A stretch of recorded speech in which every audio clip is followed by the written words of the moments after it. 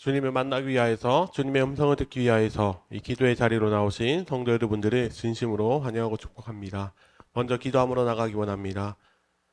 하나님 아버지 감사합니다. 저희를 이 기도의 자리로 불러주시고 하나님의 음성을 듣게 하시고 또 주님의 만나게 하심 감사드립니다. 이 시간 우리가 이 말씀의 자리에서 주님 앞에 귀 기울이길 원합니다. 주님 우리의 마음과 생각을 붙들어 주셔서 오직 주님의 말씀에 귀 기울여 또 무엇보다도 그 말씀을 우리의 마음밭에 잘 새겨서 주님의 말씀대로 살아가기로 결단하는 그리고 주님의 마음에 합당한 삶을 살아가기로 다짐하는 우리 모두가 되게 하여 주시옵소서. 아버지 이제 시작하오니 마친 시간까지 성령님께서 우리의 마음과 생각을 주관하여 주시옵소서. 감사드리며 살아계신 예수 그리스도 이름으로 간절히 기도드립니다.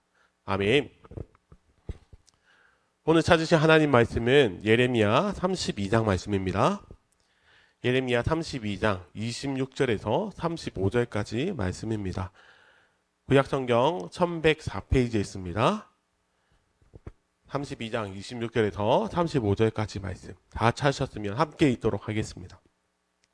그때 여호와의 말씀이 예레미야에게 임하여 이르시되 나는 여호와여 모든 육체의 하나님이라 내게 할 수 없는 일이 있겠느냐. 그러므로 여호와께서 이와 같이 말씀하시니라. 보라, 내가 이 성을 갈대아인의 손과 바벨론의 느부갓네살 왕의 손에 넘길 것인즉 그가 차지할 것이라. 이 성을 치는 갈대아인이 와서 이 성읍에 불을 놓아 성과 집 곧 그 지붕에서 바알에게 분향하며 다른 신들에게 전제를 드려 나를 경노하게 한 집들을 사르리니 이는 이스라엘 자손과 유다 자손이 예로부터 내 눈 앞에 악을 행하였을 뿐이라. 이스라엘 자손은 그의 손으로 만든 것을 가지고 나를 경노하게 한 것뿐이니라.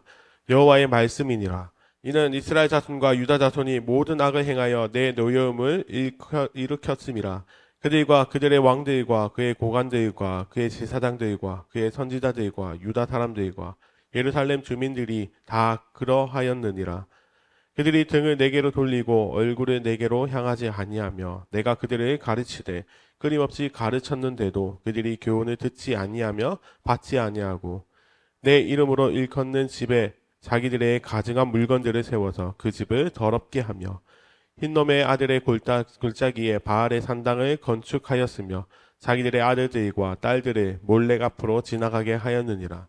그들이 이런 가증한 일을 행하여 유다로 범죄하게 한 것을 내가 명령한 것도 아니요 내 마음에 든 것도 아니니라. 아멘. 사랑하는 성도 여러분, 오늘 이 시간에 가장 기쁜 일이라는 제목으로 하나님의 말씀을 전하길 원합니다. 사랑하는 성도 여러분, 오늘 우리가 읽은 예레미야 32장의 말씀은 예레미야 선지자가 이스라엘의 상황을 보고 드린 그 기도를 하나님께서 들으시고 기도에 응답해 주시는 말씀이 바로 오늘 본문입니다.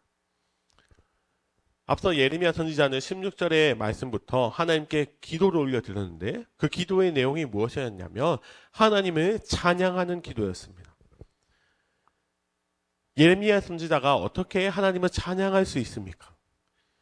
이방인들이 자신들을 애워싸고 그리고 하나님의 백성인 이스라엘은 이제 이방인의 포로가 되었습니다. 그런데 이 모든 것이 하나님의 백성인 이스라엘이 여호와의 말씀에 귀 기울이지 않았고 또 율법을 행하지 않은 결과라고 한 것이 바로 슬픈 이유였습니다. 겪지 않아도 될 문제, 이스라엘의 그 죄 때문에 겪어야 하는 이 상황이 너무나도 힘들었습니다. 그럼에도 불구하고 예레미야 선지자가 하나님을 찬양할 수 있었던 이유는 하나님께서 바로 전지전능하신 창조주 하나님이시기 때문이었습니다. 그래서 하나님께서는 예레미야 선지자의 그 찬양의 기도를 들으시고 이렇게 말씀하십니다. 27절입니다. 나는 여호와여 모든 육체의 하나님이라 내게 할 수 없는 일이 있겠느냐. 아멘. 하나님께서 스스로 어떤 분이신지를 말씀해 주십니다. 여기서 모든 육체의 하나님 이 표현이 나오는데 모든 육체의 하나님이란 표현은 성경 전체에서 유일하게 등장하는 말씀입니다. 그렇다면 모든 육체의 하나님 이 뜻이 무엇입니까? 모든 생명의 근원이신 하나님, 천지를 창조하시고 다스리시는 하나님을 말씀하시며 그런 하나님께서 내가 할 수 있는 일이 있겠느냐 이렇게 말씀하십니다. 하나님께서 이렇게 대답하신 이유는 32장 17절에 예레미야 선지자가 하나님은 할 수 없는 일이 없으십니다 라고 고백을 했기 때문입니다. 사랑하는 성도 여러분, 우리 하나님은 모든 일을 하실 수 있는 분이십니다. 그렇다면 그럼에도 불구하고 왜 하나님께서는 고통받고 있는 이스라엘을 그냥 보고 두고만 계신 것입니까? 거기다가 하나님께서는 이렇게까지 말씀하십니다. 28절과 29절입니다. 그러므로 여호와께서 이와 같이 말씀하시니라. 보라, 내가 이 성을 갈대아인의 손과 바벨론의 느부갓네살 왕의 손에 넘길 것인즉 그가 차지할 것이라.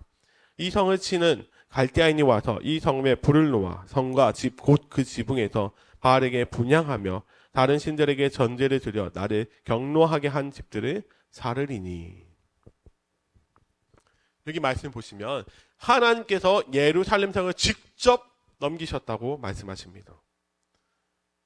다시 말씀드리면 이스라엘의 멸망이, 이스라엘의 패배가 우연히 일어난 일이 아니라 전지전능하신 하나님께서 직접 행하신 일임을 주님께서는 다시 한번 깨닫게 해주십니다.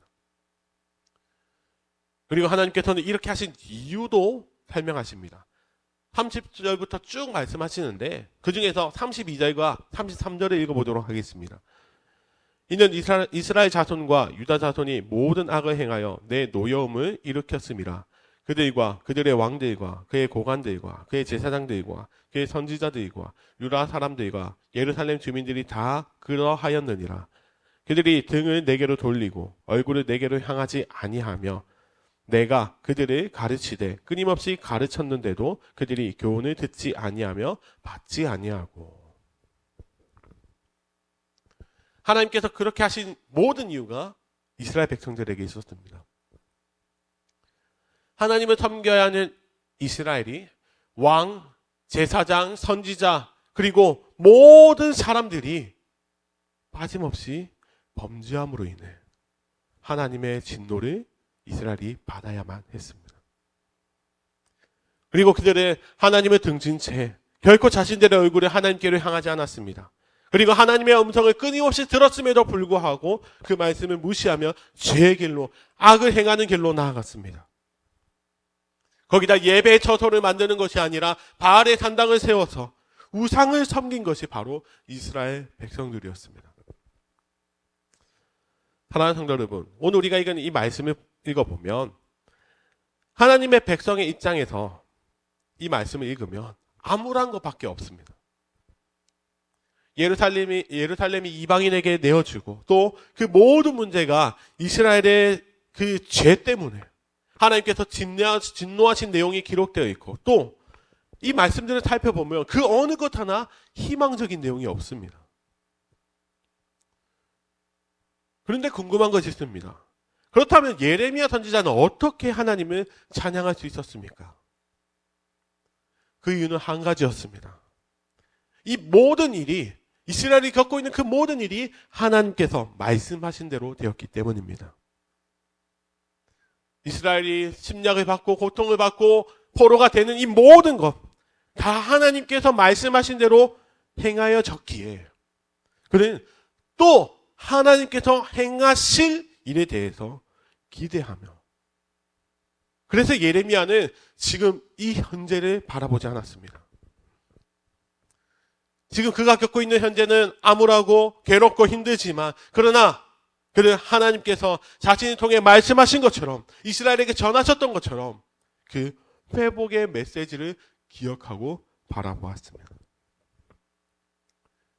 예레미야 선지자는 하나님께 등을 돌리고 죄의 길로 걸어가고 있는 주의 백성들을 하나님께서 그냥 두지 않으시고 다시 돌아오게 하시며 또 주의 백성으로 회복시킬 것이라는 것을, 그 약속의 언약을 기억하여서 그는 그런 상황 속에서도 하나님을 찬양할 수 있었습니다.